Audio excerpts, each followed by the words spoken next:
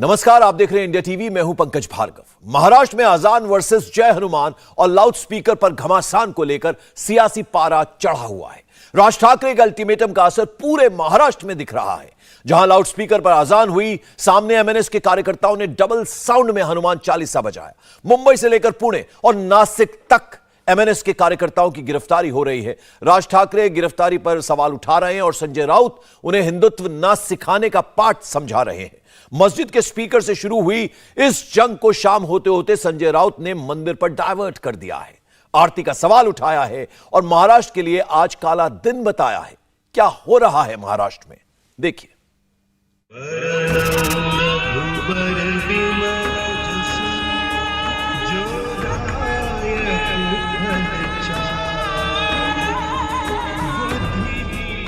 मुंबई में आज दिन की शुरुआत ऐसे हुई।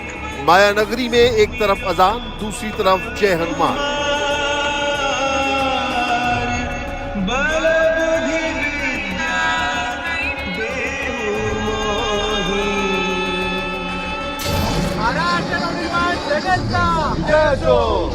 और फिर सियासत में फुल ऑन घमासान। जय श्री राम, जय श्री राम, जय श्री राम। नियम तोड़कर 135 मस्जिदों के ऊपर सुबह अजान लगाई गई। मैं पूछ रहा हूं महाराष्ट्र की पुलिस को, इन 135 मस्जिदों के ऊपर आप कौन सी कार्रवाई करने वाले हैं? महाराष्ट्र में कोई भी गैर कानूनी लाउड स्पीकर नहीं चल रहा है पहले से, तो ये आंदोलन क्यों कर रहे हो भाई? आप माहौल खराब करने की कोशिश कर रहे हो। और जब निवेदन की भाषा जब नहीं समझ में आती, तब आंदोलन की भाषा शुरू हो जाती है। और इसके लिए आंदोलन है, ये एक दिन का आंदोलन नहीं है, ये चालू रहेगा जब तक ये आवाज़ें लाउडस्पीकर बंद नहीं होते, तब तक ये चालू रहेगा। और आंदोलन की भाषा आपके मुंह में शोभा नहीं देती। ये जो शिवसेना है उसका निर्माण आंदोलन से हुआ है, आंदोलन से कोख से हमने जन्म लिया है, तो हमें कोई आंदोलन की भाषा मत सिखाइए।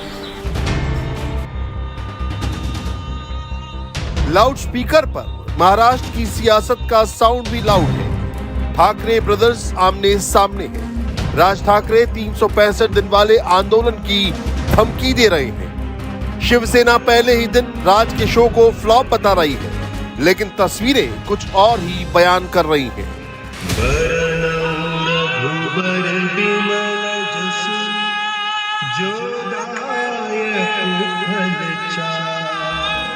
राज ठाकरे के अल्टीमेटम के बाद एमएनएस के कार्यकर्ताओं ने आज सुबह में कई जगह मस्जिदों के बाहर हनुमान चालीसा बजाई। जैसे ही लाउडस्पीकर पर अजान शुरू हुई, राज ठाकरे की पार्टी के लोगों ने हनुमान चालीसा शुरू कर दी।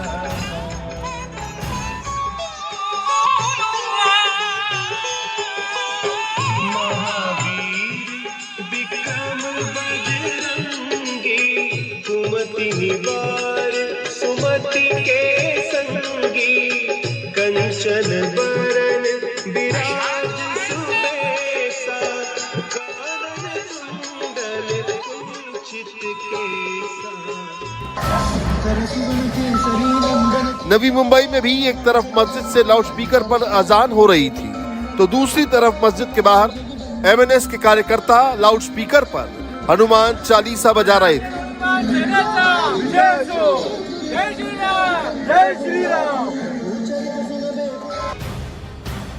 नवी मुंबई में हनुमान चालीसा बजा रहे एमएनएस के नेताओं को पुलिस ने गिरफ्तार भी किया। राज ठाकरे के बंगले के बाहर से भी एमएनएस के कार्यकर्ताओं को उठाया गया। टैक्सी में लेकर जा रही है संदीप देशपांडे। 149 के नोटिस जो है संदीप देशपांडे को दिया गया था। उसके बाद पुलिस ने संदीप देशपांडे और जो दूसरे एमएनएस के कार्यकर्ता हैं उन्हें इस टैक्सी में भर लिया है और टैक्सी में भर के जो है वो ले जा रही है। साफ तौर पर जो भी एमएनएस के कार्यकर्ता जिनको 149 का नोटिस दिया गया है, उनके खिलाफ पुलिस लगातार कार्रवाई कर रही है और लॉ एंड ऑर्डर को अपने हाथ में न ले पाए, लॉ एंड ऑर्डर को जो है वो खराब न कर पाए। और यही वजह है कि जब राज ठाकरे घर के बाहर, यहाँ पर राज ठाकरे का घर है और अंदर संदीप देशपांडे गए और साथ में कुछ और MNS के नेता गए। संदीप देशपांडे हैं, उनको पुलिस ने डिटेन किया और डिटेन करके पुलिस यहाँ पर उन्हें अपने साथ ले गई। हम देख सकते हैं कितनी बड़ी संख्या में यहाँ पर पुलिस मौजूद है और तमाम पुलिस वाले MNS के उन नेताओं को ढूंढ रहे हैं, उन कार्यकर्ताओं को ढूंढ रहे हैं जिन्हें 149 का नोटिस दिया गया है। मुंबई में कुल 1140 मस्जिदें हैं, जिसमें आज 135 मस्जिदों से सुबह 6 बजे से पहले लाउड स्पीकर बजा, जो सीधे तौर पर सुप्रीम कोर्ट की गाइडलाइंस का उल्लंघन है। इसे लेकर राज ठाकरे ने अपनी प्रेस कॉन्फ्रेंस में सवाल उठाया, जिस पर महाराष्ट्र के गृह मंत्रालय ने पुलिस से रिपोर्ट तलब की। राज ठाकरे ने उद्धव पर डायरेक्ट अटैक किया, 365 दिन आंदोलन चलाने की बात कही। महाराष्ट्र में आज का मुझे जो समझ आया है, जो सुबह मुझे बताया गया, उसके हिसाब से कुछ 1400 या 1500 कुछ मस्जिदें हैं और उसके ऊपर से 135 मस्जिदों के ऊपर सुबह 5 बजे के पहले जो सुप्रीम कोर्ट ने जो बताया वो नियम तोड़कर 135 मस्जिदों के ऊपर सुबह अजान लगाई गई लाउड स्पीकर के ऊपर। मैं पूछ रहा हूँ महाराष्ट्र की पुलिस को, इन 135 मस्जिदों के ऊपर आप कौन सी कार्रवाई करने वाले हैं? आप हमारे कार्यकर्ताओं को पकड़ रहे हैं और इनके ऊपर कौन सी कार्रवाई कर रहे हैं? और जब निवेदन की भाषा जब नहीं समझ में आती तब आंदोलन की भाषा शुरू हो जाती है और इसके लिए आंदोलन है। ये एक दिन का आंदोलन नहीं है, ये चालू रहेगा जब तक ये आवाज़ें लाउड स्पीकर बंद नहीं होते, तब तक ये चालू रहेगा। हम इस देश में, महाराष्ट्र में शांतता चाहते हैं, कोई दंगा फसाद नहीं चाहते। हम सिर्फ चाहते हैं कि जैसे मस्जिदों के ऊपर है, अगर इलीगली अगर मंदिरों के ऊपर भी होगा वो भी निकालो आप। ये विषय सामाजिक है, ये धार्मिक विषय नहीं है, ये पहले समझ लो आप। और उसके हिसाब से मुझे लगता है किसी भी सरकार को, इस देश में किसी भी राज्य सरकार को या वहाँ की पुलिस को इस तरह की एक्शन उनको लेनी चाहिए।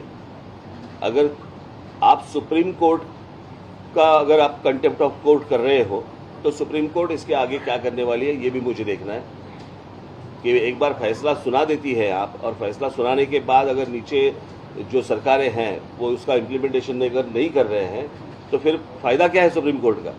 जो सुप्रीम कोर्ट ने डेसिबल का जो नियम बताया है, मैंने आपको बताया कि सुप्रीम कोर्ट ने जो बताया है कि 45 से 55 तक डेसिबल होना चाहिए लाउड स्पीकर का।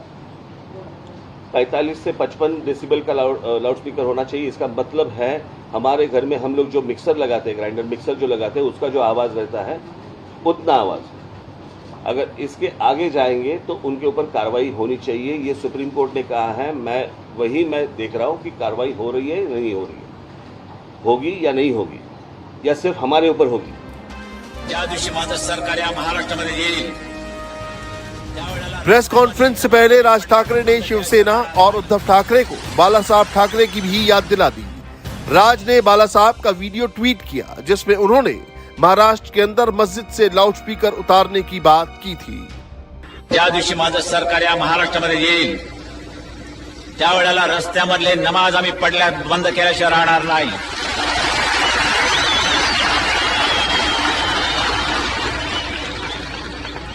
कारण धर्म असा असावा लागतो की तो राष्ट्र विकासाच्या आड येता कामा नये, लोकांना त्याचा उपद्रव होता कामा नये। आमच्या हिंदू धर्माचा कुठे जर कोणाला उपद्रव होत असेल त्यांनी मला येऊन सांगावं, आम्ही त्याचा बंदोबस्त करायला तयार आहोत। लाऊड स्पीकर मशिदीवरचे खाली येतील, बंद।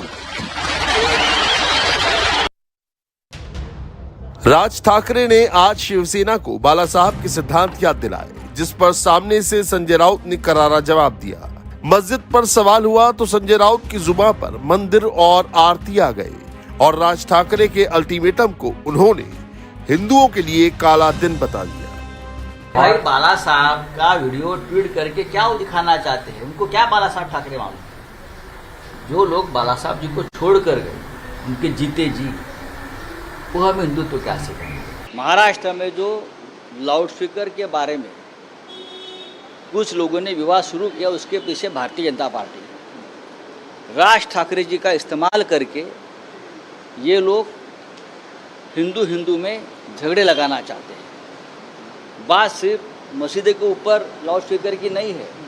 आज महाराष्ट्र के बहुत से जो मंदिर है बड़े, जहाँ हजारों लाखों श्रद्धालु जाते हैं, सुबह की आरती के लिए, जहाँ हम काकड़ आरती कहते हैं, जिसके लिए मंदिर में बहुत कम लोगों को प्रवेश मिलता है, लेकिन बाहर आजू बाजू के गांव में हज़ारों लोग उस आरती के आनंद लेने के लिए जागते हैं, उठते हैं।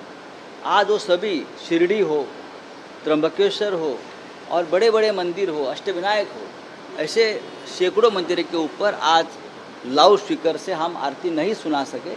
आज जिस तरह से हमारे मंदिरों के ऊपर से ये आरती लोगों को सुनने नहीं आई, लोग हज़ारों लोग जमा थे शिरडी के परिसर में या त्र्यंबकेश्वर में, जो ज्योतिर्लिंग है महत्वपूर्ण, तो हमारे लिए हिंदुओं के लिए काला दिन मैं मानता हूँ।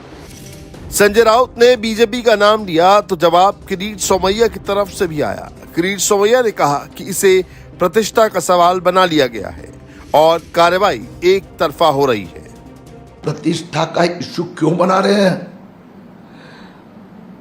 लोग हनुमान जी की भक्ति करना चाहते हैं और कानून सबको एक ही लागू करो। अगर हनुमान चालीसा के आयोजक लाउड स्पीकर की परमिशन नहीं लेते हैं तो उनके ऊपर कार्रवाई करो। लेकिन उसी प्रकार से फिर बाकी जो धर्मस्थल है, फिर मस्जिद के ऊपर से रोज सुबह 5 बजे से जो अजान, उसमें जिनके पास लाइसेंस नहीं है उनके ऊपर भी कार्रवाई करो। क्या डर रहे हो सोनिया अम्मा से कि उनके ऊपर कार्रवाई की तो आपकी मुख्यमंत्री पद की कुर्सी चली जाएगी? पूरे महाराष्ट्र में फुल ऑन सियासत जारी है, लेकिन ग्राउंड पर क्या तस्वीर है वो देखिए। ये मुंबई की जुमा मस्जिद है। आजान की आवाज को यहाँ डाउन कर दिया गया है। मैं मौजूद हूँ मुंबई के जुमा मस्जिद के बाहर। यहाँ पर फिलहाल जो है नमाज अदा की जा रही है। अब आप सुन सकते हैं कि लाउड स्पीकर की जो आवाज़ है वो काफ़ी ज़्यादा कम कर दी गई है। यहाँ पर अगर आप तस्वीरों के ज़रिए देख पाए तो जिस तरह की भीड़ होती है नमाज के दौरान वो भी नज़र नहीं आ रही है। पुलिस की तरफ से पूरे क्रॉफर्ड मार्केट में सुरक्षा काफ़ी ज़्यादा बढ़ा दी गई है। मनसे के चेतावनी के बाद यहाँ पर पुलिस की जो टीमें हैं वो तैनात हैं। जुमा मस्जिद में लोगों ने बताया कि वो कानून का पालन पहले भी कर रहे थे और अब भी कर रहे हैं, लेकिन इस मुद्दे पर अब राजनीति हो रही है। मुंबई की कई मस्जिदों ने मुंबई पुलिस की बात मानते हुए आवाज़ भी कम की है। कई मस्जिदों ने लाउड स्पीकर पर आज अजान भी नहीं की है। ऐसे में मुंबई की क्रॉफर्ड मार्केट की जुमा मस्जिद में भी आवाज़ आज काफ़ी ज़्यादा कम की गई। मेरे साथ शोएब खातिब हैं जो कई मस्जिदों के कमेटी मेंबर्स भी हैं। शोएब, अगर हम बात करें कि आवाज़ अब कम की गई, जब इतनी सारा राजनीति हो रही है, उसके पहले आप लोगों के दिमाग में ये विचार क्यों नहीं आया कि आवाज़ हम कम कर सकते हैं, लाउड स्पीकर के बिना नमाज़ पढ़ सकते हैं? देखिए, लाउड स्पीकर के बिना नमाज़ पढ़ना एक अलग चीज़ है और आवाज़ को कम करना एक अलग चीज़ है। ठीक है, हम पहले से कानून के दायरे में रहते हुए काम कर रहे थे और अब भी कर रहे हैं। कहीं ना कहीं किसी चीज़ को लेके इशू बनाया गया, जिसको देखते हुए फिर मस्जिद की कमेटियों ने इसके ऊपर अमल किया। पहले भी हमारा एक ही मकसद था कि हमारा धर्म जो है, हमारा मज़हब जो है वो किसी को तकलीफ़ देने के लिए नहीं है, बल्कि इस्लाम तो ये सिखाता है कि ये इंसानियत के लिए किया जाए, बेहतरीन मज़हब है। तो हम तो पूरी कोशिश करते हैं कि ज़्यादा से ज़्यादा लोगों को इससे फ़ायदा पहुँचे। जुमा मस्जिद के बाहर मैं मौजूद थी, मैंने देखा कि आवाज़ काफ़ी ज़्यादा कम की गई है आप लोगों की तरफ से। और क्या कुछ, जैसे कि 4 स्पीकर है तो क्या 2 किए जाएंगे, कम किए? देखिए, स्पीकर की तादाद को लेकर सुप्रीम कोर्ट की कोई गाइडलाइन नहीं है। आवाज़ को डिसेबल को जो चीज़ें हैं कि 45, 75 और 55 3 जोन डिक्लेयर किए गए हैं कि कमर्शियल जोन के अंदर आपको ये रखना है, रेसिडेंशियल जोन को। तो जो मस्जिद जो जोन में आती है हम उसको 100% फॉलो करेंगे। जुमा मस्जिद के बाद दक्षिण मुंबई की गोल मस्जिद की तस्वीर को देखिए। पिछले 2 दिन से लाउड स्पीकर पर अजान की आवाज नहीं आई, लेकिन नमाज 5 वक्त की अदा की गई। दक्षिण मुंबई के गोल मस्जिद के पास इस वक्त हम मौजूद है। मेट्रो सिनेमा बॉम्बे अस्पताल के पास ये गोल मस्जिद है। पिछले 2 दिनों से यहाँ पे लाउड स्पीकर के जरिए अजान नहीं हो पाई है। लोगों से बात हुई, लोगों ने कहा कि हम शांति चाहते हैं, यही कारण है कि हम लोग इस्तेमाल नहीं करेंगे लाउड स्पीकर्स, और इस तरह के बयान अलग अलग आ रहे हैं। क्या कहेंगे, आज लाउड स्पीकर से अजान नहीं दी गई है? लाउड स्पीकर से अजान नहीं दी गई है, लेकिन नमाज तो हुई है ना। तो हमारा मेन मकसद है नमाज़ पढ़ना। अजान का मकसद है कि लोगों को नमाज के लिए बुलाना। आज टेक्नोलॉजी इतनी एडवांस हो गई है, हर एक को पता है कि नमाज का क्या वक्त है, और पढ़ने वाले जो हैं वो अजान के बग़ैर भी आ जाएंगे और नहीं पढ़ने वाले अजान दे के भी नहीं आएंगे। लेकिन जो इसको पॉलिटिकल एंगल दिया गया है वो हमारे लिए बहुत दुख की बात है और हम चाहते हैं कि संविधान ने हमको जितनी इसके अंदर रियायत दी है वो रियायत के हिसाब से हमको चलना चाहिए। मुंबई की मीनार मस्जिद में भी नमाज के बाद यही नजारा दिखा। दिन में नमाज के पहले लाउडस्पीकर पर अजान नहीं हुई, फिर भी नमाजी मस्जिद में पहुंचे, नमाज अदा की और कहा कि अब टेक्नोलॉजी का टाइम है, जिसे नमाज पढ़नी है वो खुद ब खुद आ जाता है, अजान का इंतजार नहीं करता। लाउड स्पीकर हटे, लाउड स्पीकर से तो अजान का कोई ताल्लुकात नहीं है। जो नमाजी है 5 वक्त के जो हर रोज नमाज पढ़ते हैं उसको नमाज का टाइम मालूम है, अजान की जरूरत नहीं पड़ती है। हमारे यहाँ जो भी है सब लॉ एंड ऑर्डर से होता है।